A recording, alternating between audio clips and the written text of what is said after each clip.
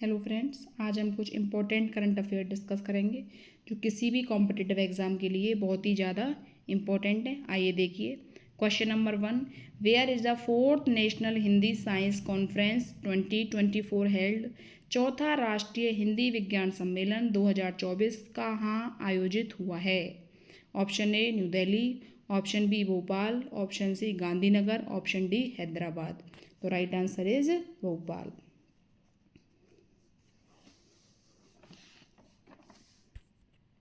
मुख्यमंत्री डॉक्टर मोहन यादव ने भोपाल में राष्ट्रीय हिंदी विज्ञान सम्मेलन 2024 कार्यक्रम का शुभारंभ दीप प्रज्वलन कर किया। जो राष्ट्रीय हिंदी विज्ञान सम्मेलन है उसका शुभारंभ डॉक्टर मोहन यादव ने किया है और कहाँ पर किया है, भोपाल में किया है। Objectives to provide a platform for researchers to present and discuss their work in Hindi. इसका उद्देश्य क्या है। जो राष्ट्रीय हिंदी विज्ञान सम्मेलन हुआ है इसका उद्देश्य है कि शोधकर्ताओं को हिंदी में अपने काम को प्रस्तुत करना और चर्चा करने के लिए एक मंच प्रदान करना। According to article 343 of the constitution, Hindi in Devanagari script shall be the official language of the union. संविधान के अनुच्छेद 343 के अनुसार देवनागरी लिपि में हिंदी संघ की राजभाषा होगी। 14 सितंबर 1949 the constituent assembly accepted Hindi as the official language. 14 सितंबर 1949 संविधान सभा ने हिंदी को राजभाषा के रूप में स्वीकार किया था। National Hindi day is observed on सितंबर 14। राष्ट्रीय हिंदी दिवस 14 सितंबर को मनाया जाता है।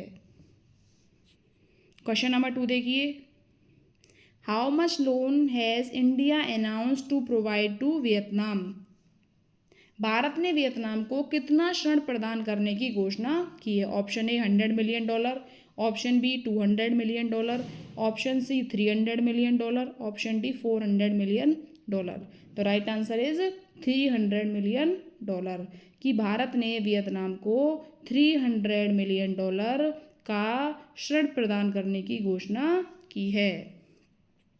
The credit is aimed at strengthening the maritime security of the Vietnam. इस ऋण का उद्देश्य क्या है कि वियतनाम की समुद्री सुरक्षा को मजबूत करना। Vietnamese prime minister Pham Minh Chinh was on an official 3-day India visit from 30 जुलाई 2024 टू 1 अगस्त 2024। जो वियतनाम के प्राइम मिनिस्टर हैं फाम मिन चिन, वो क्या हैं, उन्होंने क्या की है, भारत की 3 दिन की यात्रा करी है। कब से कब तक, 30 जुलाई से लेके 1 अगस्त तक 3 दिन के क्या रहे, भारत के वो टूर पर रहे। Who has presided over the 52nd conference of governor. राज्यपालों के 52वें सम्मेलन की अध्यक्षता किसने की है। Option A Narendra Modi, option B Rajnath Singh, option C Amit Shah, option D Draupadi Murmu. तो right answer is Draupadi Murmu. President Draupadi Murmu has presided over the 52nd Conference of Governor at Rashtrapati Bhavan new Delhi on 2 अगस्त 2024। राष्ट्रपति द्रौपदी मुर्मू ने 2 अगस्त 2024 को नई दिल्ली के राष्ट्रपति भवन में राज्यपालों के 52वें सम्मेलन की अध्यक्षता की है। The 51st Conference of Governors was held at the Rashtrapati Bhavan in 2021। राज्यपालों का 51वां सम्मेलन 2021 में राष्ट्रपति भवन में आयोजित किया गया था। The first conference of governors was held in 1949। जो पहला सम्मेलन हुआ था राज्यपालों का वो कब हुआ था, 1949 में हुआ था। The conference is also attended by the governors of the states, lieutenant governors and administrators of union territories. सम्मेलन में राज्यों के राज्यपाल, उपराज्यपाल और केंद्र शासित प्रदेशों के प्रशासक भी भाग लेते हैं। क्वेश्चन 4 देखिए। What is the India's rank in global agricultural exports in 2023। Bharat 2023 में वैश्विक कृषि निर्यात में भारत का क्या स्थान रहा है। Option A 5th, option B 6th, option C 7th, option D 8th। तो राइट आंसर इज 8th। 2023 में भारत में जो कृषि निर्यात हुआ है कितना हुआ है, वो 51 बिलियन डॉलर हुआ है। कब हुआ है? 2023 में। और आपका 2022 में कितना हुआ है? 2022 में हुआ है 55 billion dollar. Next question, which city has become the 4th city in India to get the world craft city certification? विश्व शिल्प शहर प्रमाण पत्र प्राप्त करने वाला भारत का चौथा शहर कौन बना है? Option A Srinagar, option B Kozhikode, option C Ujjain, option D Jhankri. Right answer is Srinagar. Question number next, which country has recently banned Instagram? हाल ही में किस देश ने इंस्टाग्राम पर प्रतिबंध लगा दिया है?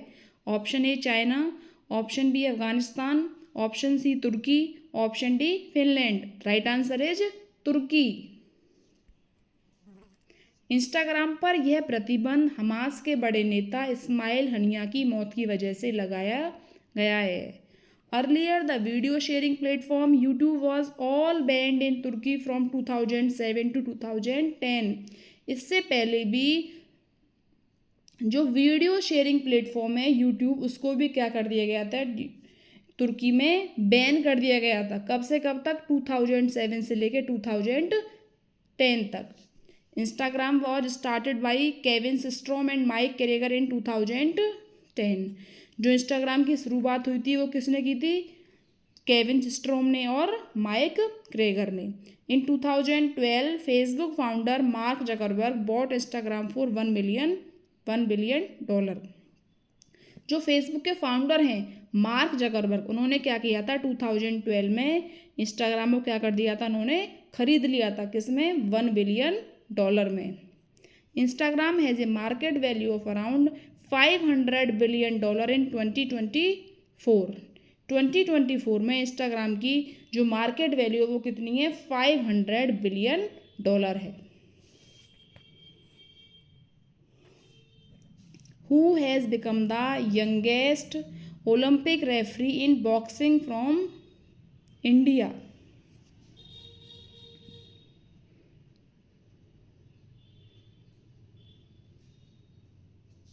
ओलंपिक में सबसे कम उम्र के रेफरी भारत से कौन बने हैं? Option A Ajinkya Naik, option B Priyanka Jarkili, option C Kabilan Sai Ashok, option D Pushpendra Saroj. Right answer is आपका Kabilan Sai Ashok. Currently serving in Indian army as a joint secretary at services sports control board. करंटली वो कहाँ वर्क कर रहे हैं? वो इंडियन आर्मी में वर्क कर रहे हैं। किस पोस्ट पर? As a joint secretary.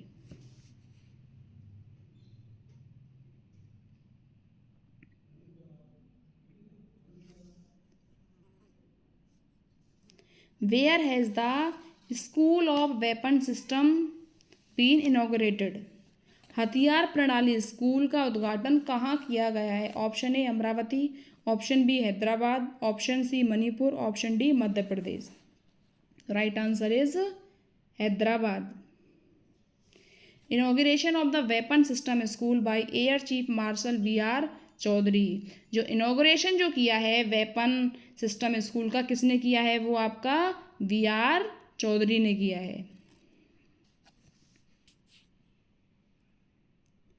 Who has recently introduced the slaughter law to remove stray dogs from the streets? हाल ही में सड़कों से आवारा कुत्तों को हटाने के लिए नरसंहार कानून किसने पेश किया है? देखा है सड़कों पर आवारा कुत्ते घूमते रहते हैं, तो आवारा कुत्तों को हटाने के लिए किसी देश ने क्या करा है? एक कानून पेश किया है। किस देश ने किया है? पाकिस्तान ने किया है, तुर्की, चाइना या कनाडा? तो राइट आंसर क्या है आपका? तुर्की।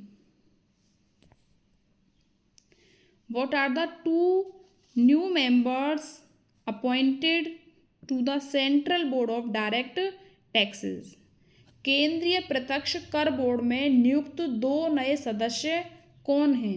Option A Suresh Kumar and Anil Gupta, option B Ramesh Narayan Parbat and Prabodh Seth, option C Rajiv Sharma and Manoj Verma, option D Arvind Kumar and Rakesh Mehta. Right answer is Ramesh Narayan Parbat and Prabodh Seth. Where will India's first night street racing be held? Bharat की पहली नाइट स्ट्रीट रेसिंग कहाँ आयोजित होगी? Option A Mumbai, option B Surat, option C Gurugram, option D Chennai. तो right answer is Chennai. Tamil Nadu सरकार और racing promotion private limited ने चेन्नई में एक नया स्ट्रीट सर्किट लॉन्च किया है। जहां तक ट्रैक की बात है, यह 3.5 किलोमीटर का लेआउट है जो शहर के केंद्र में स्थित आइलैंड ग्राउंड के आसपास स्थित है। यह रात की दौड़ की मेजबानी करने वाला भारत और दक्षिण एशिया का पहला स्ट्रीट सर्किट होगा। नए स्ट्रीट सर्किट का लॉन्च भारत में मोटर स्पोर्ट के लिए एक बड़ा बढ़ावा है। यह खेल की प्रोफाइल को बढ़ाने और अधिक प्रशंसकों और प्रायोजकों को आकर्षित करने में मदद करेगा। इससे चेन्नई में पर्यटन को बढ़ावा मिलने की भी उम्मीद है।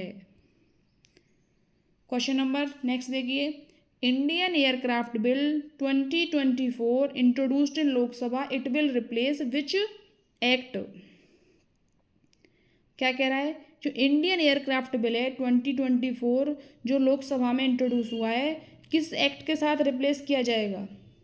ऑप्शन ए aircraft act 1934, aircraft act 1954, aircraft act 1964 या एयरक्राफ्ट एक्ट 1924। तो right answer is aircraft act 1934। The country's first 3D printed school has been opened in which state? देश का पहला 3D प्रिंटेड स्कूल किस राज्य में खोला गया है? Option A Kerala, option B Arunachal Pradesh, option C Telangana, option D Madhya Pradesh. Right answer is Arunachal Pradesh. Arunachal Pradesh में क्या किया गया है? देश का पहला 3D प्रिंटेड स्कूल खोला जाएगा। Which country has released the world first postage stamp based on Lord Ram of Ayodhya? Option A Indonesia, option B Laos, option C Singapore, option D Sri Lanka. तो राइट आंसर क्या होगा आपका? Laos.